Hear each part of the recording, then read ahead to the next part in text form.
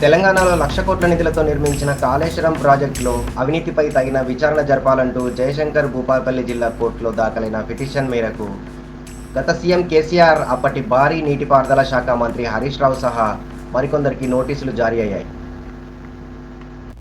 వారిద్దరితో పాటు ఇరిగేషన్ శాఖ అధికారులు, నిర్మాణ సంస్థ యాజమాన్యాలకు కూడా నోటీసులు ఇష్యూ అయ్యాయి. దీంతో కాళేశ్వరం ప్రాజెక్టు విషయం మరోసారి తీవ్ర చర్చనీయాంశమైంది. కాళేశ్వరం ప్రాజెక్టులో కీలకమైన మేడిగడ్డ బ్యారేజ్ కుంగిపోవడం వల్ల వేల కోట్ల రూపాయల ప్రజాధనం దుర్వినియోగం అయ్యిందని, ప్రాజెక్టు నిర్మాణ సమయంలో అవినీతి, అక్రమాల వల్లే ఈ పరిస్థితి ఎదురైందని, దీనిపై తగిన విచారణ జరపాల్సిందిగా భూపాలపల్లి జిల్లా కేంద్రానికి చెందిన నాగవెల్లి రాజలింగమూర్తి అనే వ్యక్తి జిల్లా కోర్టులో రివిజన్ పిటిషన్ దాఖలు చేశారు.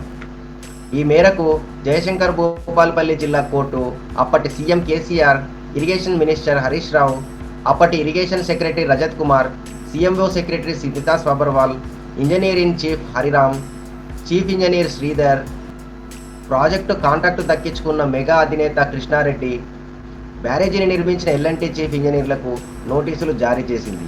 వారందరినీ సెప్టెంబర్ 5న జయశంకర్ భూపాలపల్లి జిల్లా కోర్టులో విచారణకు హాజరు కావాల్సిందిగా ఆదేశాలు జారీ చేసింది. గతేడాది అక్టోబర్ 21న మేడిగడ్డ బ్యారేజీ కుంగిన విషయం తెలిసిందే. దీంతో అక్టోబర్ 25వ తేదీన జయశంకర్ భూపాలపల్లికి చెందిన నాగవెల్లి రాజలింగమూర్తి అనే వ్యక్తి స్థానిక పోలీసులకు ఫిర్యాదు చేశారు. ఈ ఘటనపై తగిన విచారణ జరిపి మాజీ CM KCR, irrigation minister Harish Rao, contract నిర్మాణ సంస్థ ఇంజనీరింగ్ అధికారులపై చర్యలు తీసుకోవాలని అందులో పేర్కొన్నారు. కానీ ఈ ఫిర్యాదును పోలీసులు పరిగణలోకి తీసుకోలేదు. ఎఫ్ఐఆర్ నమోదు చేయకుండా వదిలేశారు. దీంతో రాజలింగమూర్తి మాత్రం అందరితో వదిలేయకుండా భూపాలపల్లి ఎస్పీతో పాటు హైదరాబాద్లో ఉన్న డీజీపీ ఆఫీస్లో కూడా ఫిర్యాదు చేశారు. అయినా ఫలితం లేకుండా పోయింది. కేసు నమోదు చేయకుండా పోలీస్ అధికారులు లైట్ తీసుకున్నారు. పోలీసులకు ఫిర్యాదు చేసినా పట్టించుకోకపోవడంతో రాజలింగమూర్తి చివరకు భూపాలపల్లి జిల్లా కోర్టును ఆశ్రయించాడు. కానీ సరైన ఆధారాలు లేవన్న కారణంతో కోర్టు కూడా పిటిషన్ను కొట్టేసింది.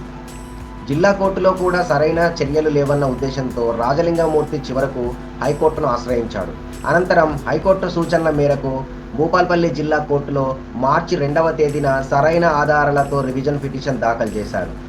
Prevention of corruption act 1988, IPC 1860 ప్రకారం ఐపీసీ 120B, 420, 406, 409 సెక్షన్ల కింద కేసు నమోదు చేసి తగిన విచారణ జరపడంతో పాటుగా ప్రతివాదులపై తగిన చర్యలు తీసుకోవాలని రివిజన్ పిటిషన్ వేశారు.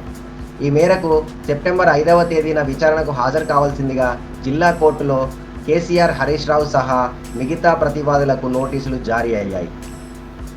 ఈ విచారణకు వాళ్ళంతా హాజరవుతారా లేదా అన్నదే ఇప్పుడు చర్చనీయాంశంగా మారింది. తాజా సమాచారం కోసం సబ్స్క్రైబ్ చేయండి, లైక్ చేయండి, షేర్ చేయండి, మీ కామెంట్ తెలియజేయండి.